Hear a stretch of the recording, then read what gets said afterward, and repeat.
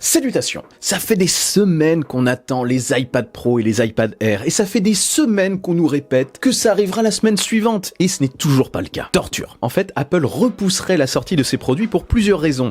La première, ça serait un souci software, un souci de logiciel qu'il n'aurait pas encore totalement réglé.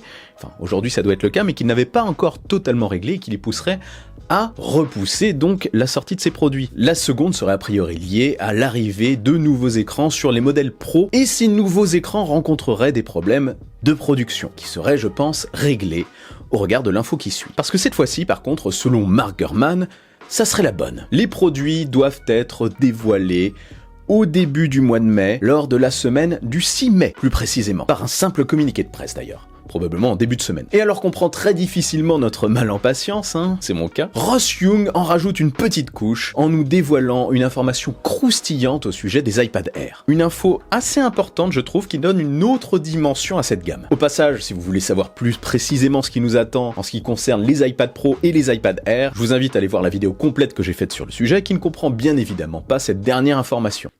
Bon, comme je suis quelqu'un de bavard, et que ça va servir aussi pour la suite de la vidéo, je vais quand même vous faire une petite synthèse express ici. Un récapitulatif ultra speed. Les iPad Air auraient le droit à une mise à jour vers processeur M2, celui qu'on retrouve sur les iPad Pro actuellement. L'iPad Air arriverait non pas dans une seule taille, c'est pour ça que j'ai dit les iPad Air, mais dans deux tailles. Un modèle de 10,9 pouces et un grand modèle de 12,9 pouces. Un schéma qu'on a retrouvé récemment sur les MacBook Air. Apple recycle. Ah oui, les MacBook Air ont désormais un modèle de 15 pouces. Le design global serait similaire, peut-être de nouvelles couleurs, la caméra atterrirait sur la tranche longue, la tranche supérieure, enfin quand on est en mode paysage, la tranche supérieure de l'écran. C'est ce qu'on a vu arriver sur l'iPad classique, Pour une fois, c'est le classique qui inspire les autres, tiens. Au dos, on aurait très peu de changements de design, peut-être un petit changement au niveau du bloc photo, mais rien d'incroyable, on aurait toujours une caméra principale, peut-être améliorée, mais c'est globalement tout ce qu'on aurait sur ce modèle. Pour les pros par contre, là toujours deux tailles d'écran, aux alentours de 11 pouces pour le petit modèle et 13 pouces pour le grand modèle, une petite hausse, ces deux écrans seraient OLED. D'où le retard dont je vous parlais tout à l'heure. Du coup, les bordures seraient aussi plus fines autour de l'écran, on aurait un redesign du produit qui s'affinerait puisqu'il ferait environ 5 mm d'épaisseur. Ça serait une véritable dinguerie. Au dos, toujours un bloc photo comprenant deux objectifs, un principal grand angle et un ultra grand angle, et toujours le scanner lidar pour la réalité augmentée, entre autres. Ah oui, caméra horizontale aussi à l'avant, sur la grande partie là, comme pour les Air. Après, à voir comment ils ont géré ça avec l'Apple Pencil, magnétique qui se positionne ici, peut-être sur une autre tranche. Et on peut aussi imaginer, ça c'était une rumeur de longue date qui ne s'est jamais confirmée, mais une pomme non plus verticalement mais horizontalement. Comme on l'utilise de plus en plus comme un ordinateur, dans cette position, pourquoi pas? On aurait le droit aussi à un nouveau Magic Keyboard qui viendrait remplacer l'actuel évidemment sur ces nouveaux produits. Il aurait la particularité d'avoir une partie en alu pour un côté plus premium, plus proche d'un ordinateur, un trackpad plus grand et un clavier plus confortable pour une meilleure frappe. L'ensemble, avec l'iPad, donnerait donc l'impression d'avoir un simili-ordinateur. J'ai vraiment hâte de voir ce que ça va donner pour le coup. Aucun gros détail n'a fuité là-dessus. Aucune image en tout cas. Un nouvel Apple Pencil 3e génération verrait le jour. Il aurait des fonctionnalités supplémentaires, peut-être une fonction de localisation, qui sait,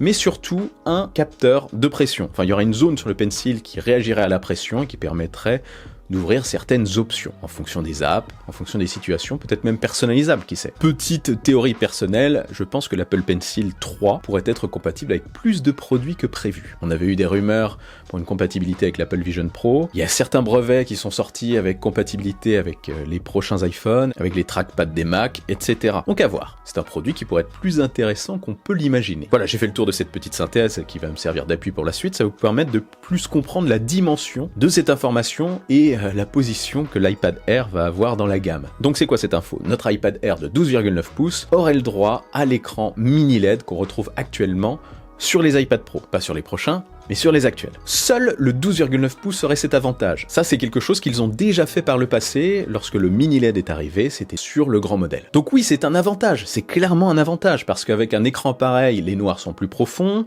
l'écran, l'image est plus contrastée, et c'est moins énergivore. Donc ça va taper un petit peu plus loin dans l'autonomie. Cet iPad Air de 2024 en version 12,9 pouces pourrait donc être un excellent compromis dans la gamme. Même un produit avec un excellent rapport qualité-prix. Finalement très proche des Pro actuels, ça serait une excellente alternative aux nouveaux Pro, avec un processeur M2, comme les Pro actuels, une seule caméra dorsale, oui, mais aujourd'hui, la plupart des utilisateurs d'iPad, je pense, utilisent exclusivement, essentiellement la caméra dorsale pour scanner des documents, donc je pense que ça peut suffire à la majorité des utilisateurs. Un bel écran, certes, pas ProMotion, à mon avis ça sera réservé au modèle Pro, bien que, pourquoi pas, on peut avoir une très bonne surprise, mais j'en doute. Et bien avec tout ça, ça serait très fat. S'il est vendu en plus à partir de 989 €, soit en dessous de la barre symbolique des 1000 €, ça pourrait être, ouais, un killer dans la gamme des iPads. Un modèle grand format qui se positionnerait juste entre le R petit format et le Pro petit format, d'un point de vue tarifaire. Une très belle alternative donc, peut-être même le modèle le plus intéressant de la gamme à mon sens. Pour le travail,